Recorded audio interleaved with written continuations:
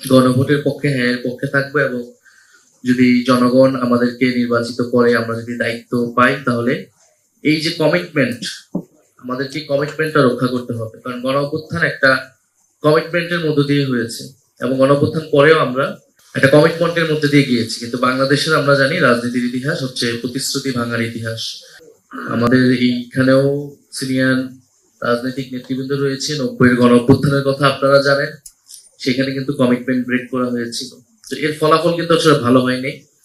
আমরা পার্লামেন্টারি ডেমোক্রেসিতে গিয়েছি, কিন্তু সেটা আবার একটা ফ্যাসিবাদী সরকারের দিকে গিয়েছে। ফলে প্রতিশ্রুতি অতীতে যে রাজনৈতিক দলগুলো ভঙ্গ করেছে, এবং শুধু যে 16 বছর বা আওয়ামী লীগের উপর দায় চাপাতে আমরা পারবো না। আমাদের এর আগের রাজনৈতিক দলগুলো যারা ক্ষমতায় ছিল, যারা বিরোধী রাজনীতি করেছে, তাদের সবাইকে দায় নিতে হবে, এবং সেই দায় নেওয়ার মাধ্যমে ভবিষ্যতে আমরা আসলে এই ভুলগুলো করবো না, প্রতিশ্রুতি রক্ষা করব। আমাদের মনে হয়েছে এই জায়গাটাই জনগণ দেখতে চায়। ফলে গণঅভ্যুত্থান এবং তার পরবর্তী সময় যে প্রতিশ্রুতি আমরা ঐক্যমত্য কমিশনে, সংস্কার কমিশনে রেখেছি, সেটা বাস্তবায়ন করা নির্বাচন পরবর্তী সময়ে আমাদের সেটা প্রধান কর্তব্য আমি মনে করি।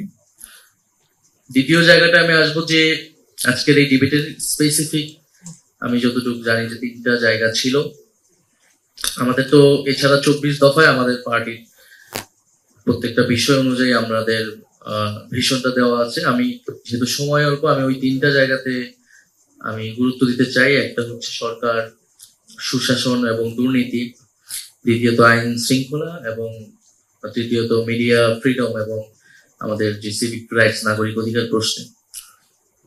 সরকার ও দুর্নীতি নিয়ে আমরা অনেক কথা বলি, যে দুর্নীতি বিরোধিতা করতে হবে, কিন্তু কিভাবে করতে হবে।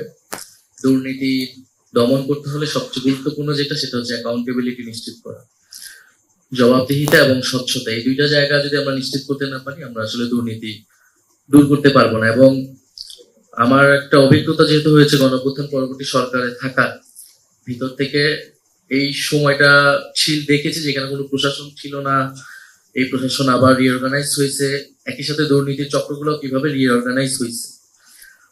ফলে এবং এই দুর্নীতি কেবলমাত্র আমরা দুদক দিয়েও কমাতে পারবো না।